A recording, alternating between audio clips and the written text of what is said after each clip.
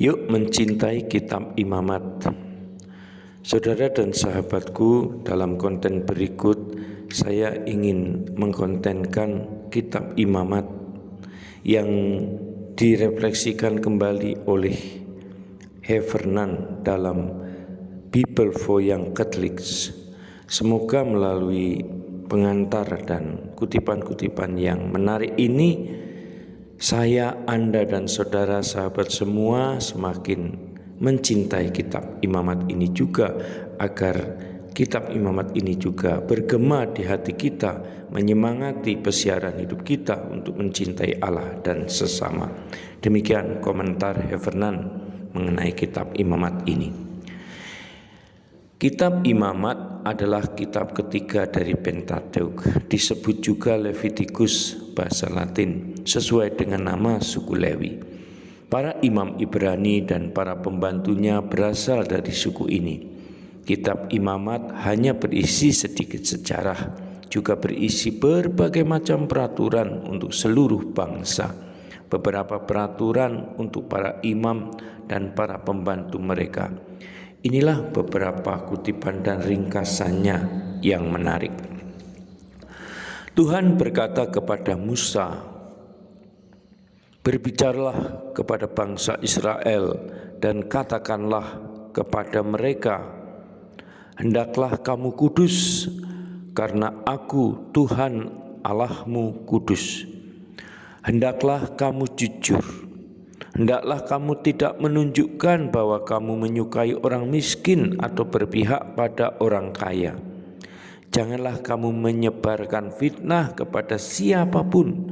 Aku adalah Tuhan. Janganlah membenci saudaramu.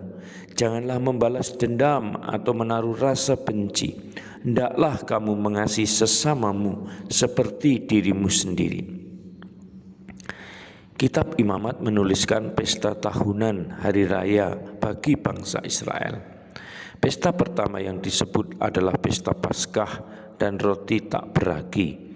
Kedua pesta dirayakan pada awal musim semi. Paskah memperingati Allah membebaskan umatnya dari perbudakan di Mesir. Hari raya roti tak beragi mengikuti Paskah.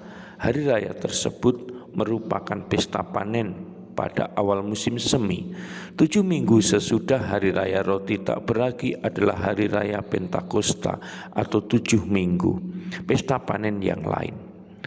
Pada musim gugur ada beberapa pesta, yaitu hari perdamaian, ketika dipersembahkan kurban untuk dosa semua orang, dan pesta panen terakhir atau pondok daun.